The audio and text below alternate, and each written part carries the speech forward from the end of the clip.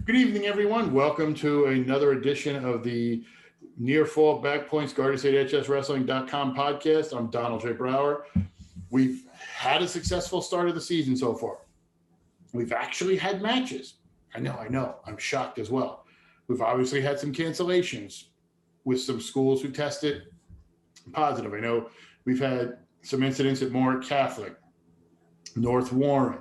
I know there's been some Hunterdon County teams that have had some issues. They should be starting up here. There's been some Sussex teams who have had some issues that should be starting up again. But for the most part, we have had a wrestling season. We've done really well so far, and I'm shocked by a couple of results, but nothing crazy. But we're going to try to get back to normal. Obviously, if you're watching this and you read underneath, I have all my little stuff I do every week, and we're going to try to get a full week. We have my wrestler of the week. We have my top 10.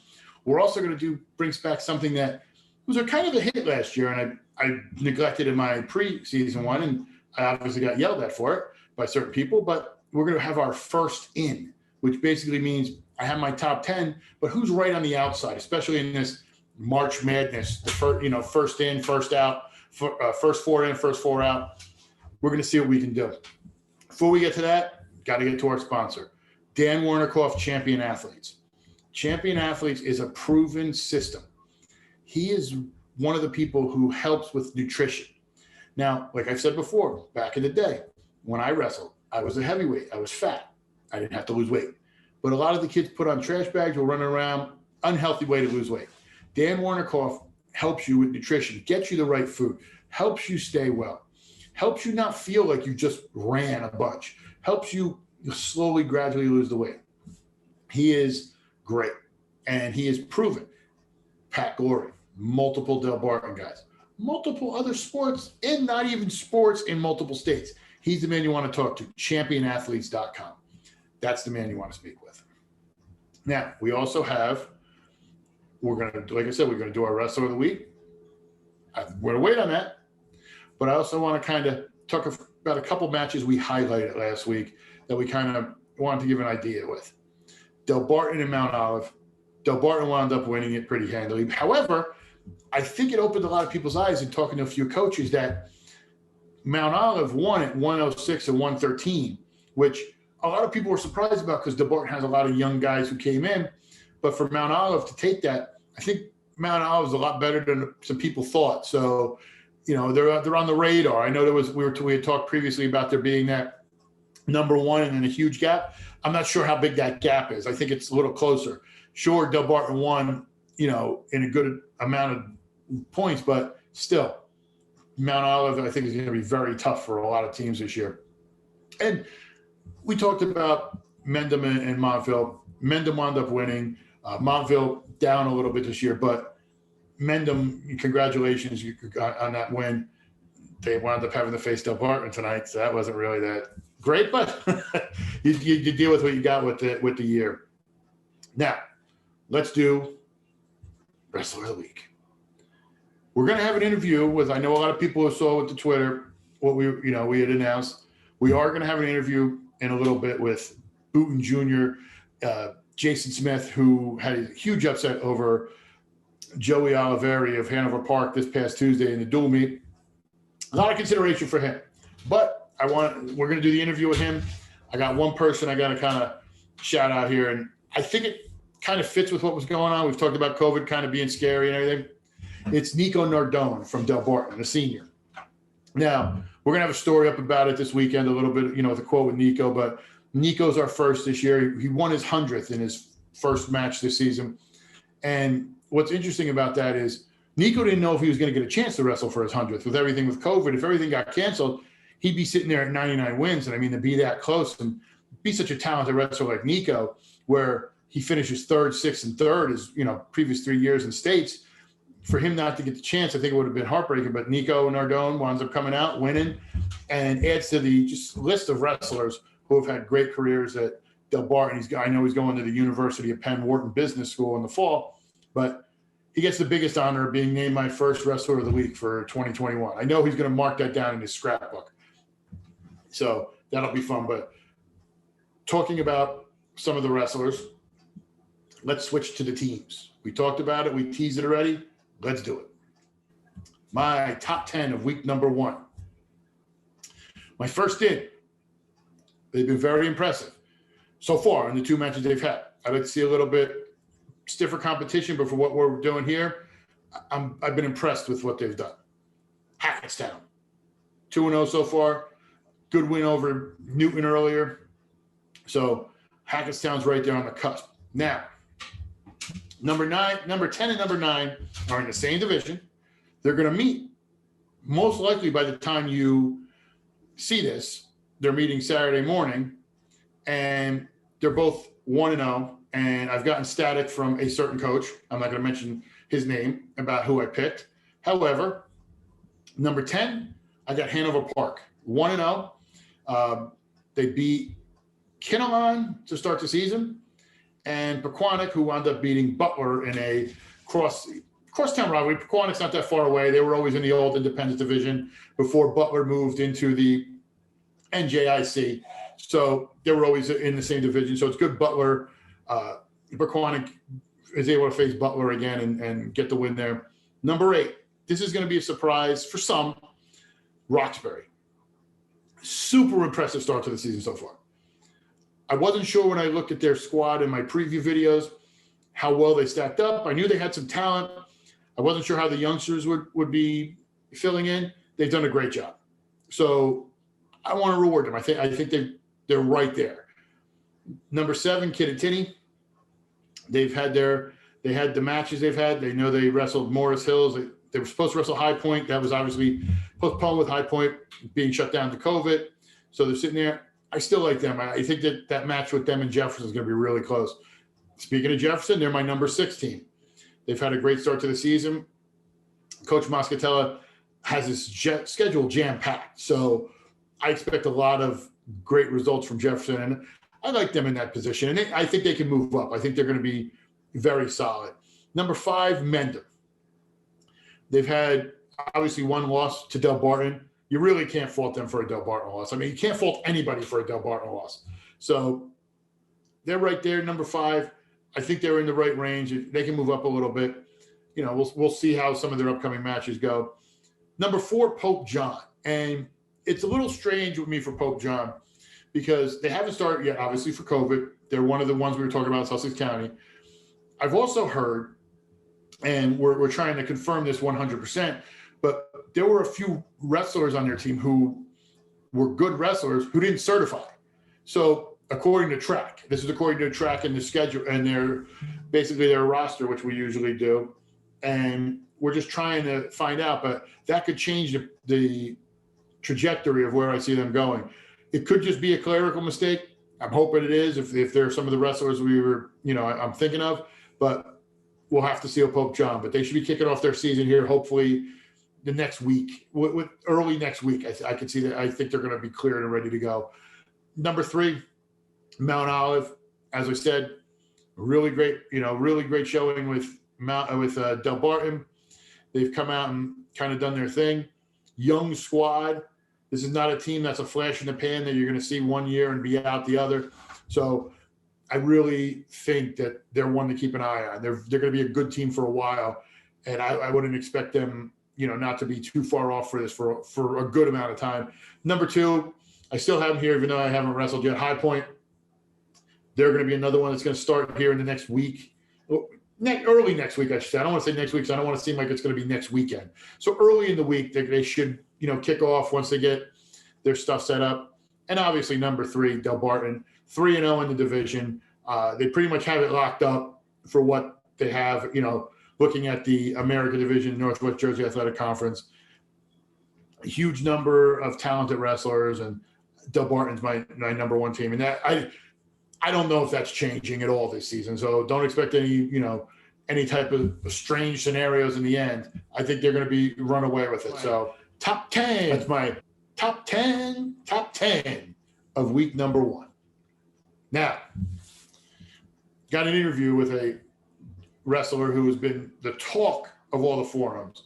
And for a lot of people may not know him if you're not a Morris County guy or just anything. He's a junior, Jason Smith from Boonton. Now, why is Jason the talk of wrestling recently? Well, in the opening match with Boonton against Boonton against Hanover Park, excuse me. It was Hanover Park who beat Boonton, not Kinnelon. So I retract that now. I don't want to get any angry emails. So it was Boonton. And in that match, two-time state champion Anthony Oliveri bumped up to wrestle Smith and actually lost an ultimate tiebreaker. So Smith beat a two-time state champion, which kind of opened up everybody's eyes. But we took a chance and took a few moments to kind of talk to him. And here's our interview with Jason Smith. Joining me tonight on the podcast is a man people have been talking about ever since his eye-opening win for most on Tuesday, Jason Smith from Boonton. Jason, thank you for joining us. Yeah, thank you for having me. Now, talk a little bit about how you kind of got your start and, how you got involved in wrestling, as a student now. Yeah, as starting wrestling, well, first I started basketball, was terrible. Was always getting in trouble for tackling kids and trying to wrestle them. So had to quit that and tried wrestling and fell in love with the sport. Now, did you try any time during wrestling trying to rebound or box people out? Was that the switch? Oh, no. No, I was terrible at basketball. Don't worry, my nephew's the same way. He's a football player. I was just telling Jab before he came on. He's 6'2" or 6'1", 240 pounds. He's an 8th grader. Mm-hmm. So he was telling me jokingly, I'm not wrestling this year. I'm going to play basketball. I'm like, you can't walk. We're not going to put you in basketball. It's not works. It's not how it goes. But, you're on a really good team in Boonton. I know you're with Fangaro, some of the other guys. Talk about that leadership role, because you were one of the heralded kids. I know your coach had always told me for a couple of years, when Smith and Fangaro get here, it's going to be a nice little group we got going. What you're doing as a junior, just to kind of get this team ready this year. Well, yeah, me and Joe Fangaro were really just trying to get all the kids back to speed. It's a really crazy year, and with COVID and everything, a lot of kids are out of shape. We're just trying to push them, make sure that they keep pushing. Everybody's picking it up pretty quick, and I think we're going to have a pretty good season. Now, you guys talking about COVID, how do you approach each match? Because I was just saying before, the schedules, everything can change a minute before a match. How is it knowing that you could literally be going to another school and then 2 minutes before going out there, they're like, oh, we can't wrestle? How is that your mindset? 'Cause I know it's usually once you get going, it's a process. Yeah, it really stinks, especially with weight too, when trying to get down and then getting told that you're not wrestling and you've been watching your weight for 3 days. It really sucks, but it's kind of just how it is right now, and kind of just have to deal with it. Now, you've had a successful career so far, but you kind of opened a lot of people's eyes Tuesday, being a two-time state champion, an ultimate tiebreaker. Talk about that a little bit, because I know obviously a lot of people, there were a lot of people who were out of the area wondering, who is this kid? And, for Morris County kids, we knew you were very good and you had your time, and to beat a kid like that, just kind of what was going through your head, and how do you game plan for somebody like that? Yeah, I knew that it was a possibility that he might bump up to me. I just try to take every match the same way, wrestle my match, try to take control, and my wrestling worked out and I came out with the victory. It was a really nice way to start off the year. I can only imagine. You beat a two-time state champion as your first match. It's kind of like, okay. And it was funny because when that happened, a couple coaches texted me and I was like, really? And it wasn't that I didn't doubt. I was just like, I didn't think you guys were in the same weight class. And then I heard, oh, he bumped up. And I was like, okay, that's interesting. And then one of the coaches said it was Ethan. I'm like, there's no way that Ethan gained that much weight that he's even – I was like, no. I said, there's no way because your brother's a lighter kid. I'm like, there's no way he gained that much weight. And so when I found out it was you, I was like, oh, okay, that I understand. That was fun. But talking a little bit about your brother, with him being on the team, how is – I know we've joked before about you have your own little travel partner so you can kind of do some stuff. How is it like seeing him go out there and perform? Because I know especially when you get up into the senior years, you like looking and seeing your younger brother who, getting the wins and contributing. How's it feel being a big brother, seeing him have such a good season? Yeah, he's really made a jump this COVID and everything. He's gone a lot better. And back at 106, I think he's going to have a great year. It's really nice to see him get some wins so far this year. He's 2-0, and I'm ready to see what he's going to do this year and next year and the years on. Now, how do you guys, as junior leaders, approach the team? Because obviously with the way COVID was, we didn't know we were going to have a season. It got postponed. No team sectionals, which I know your coach was really hoping to get you guys because he thought you guys could have made some noise in the sectionals.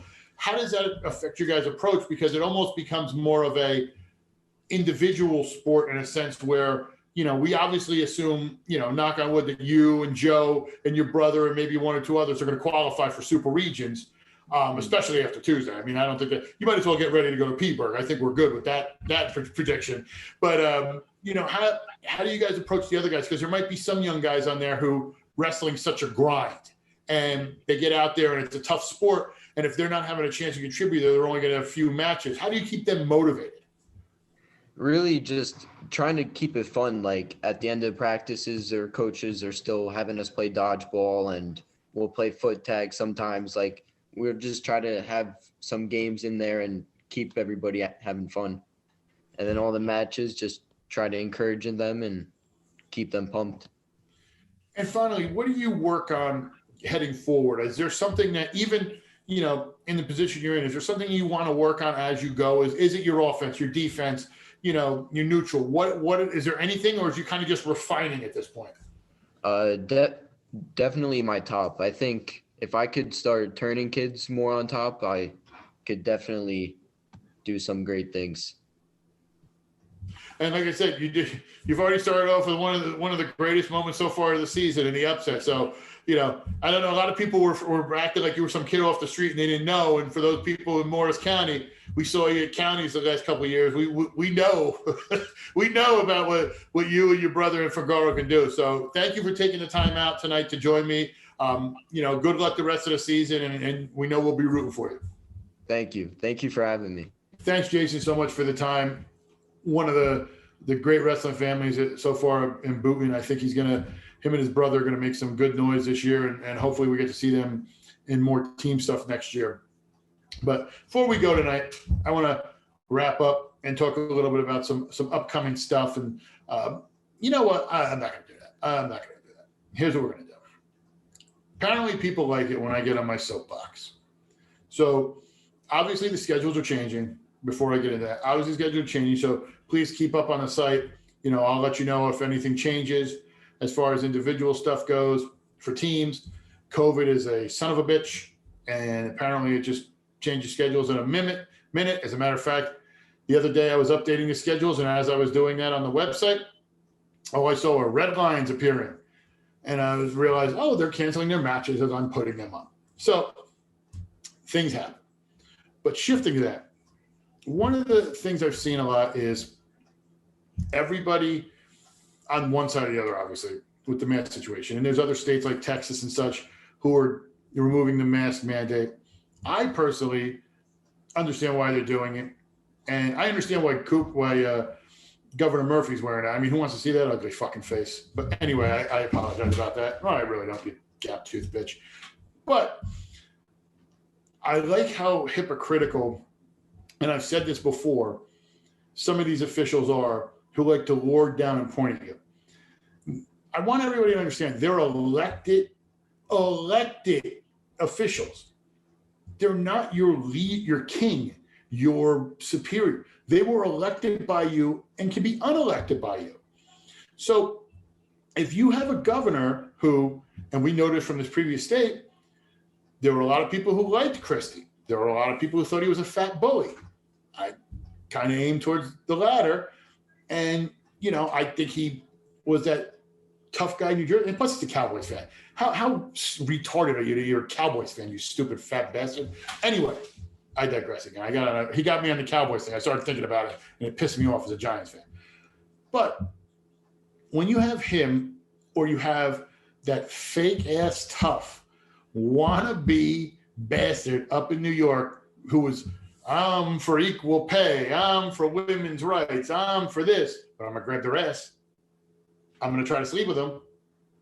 You're a hypocrite, asshole. It's always those people who are hypocrites, who are the ones that you always see stumping for stuff or yelling at people. Like, who were the two loudest people? And please don't take this as a pro-Trump, but who were the ones when Trump was doing his thing were the loudest people blaming for what he said and his wife and what he was purportedly done, and they're out there doing the same thing. So glass house, stones, I know there's a phrase there, maybe fix into that.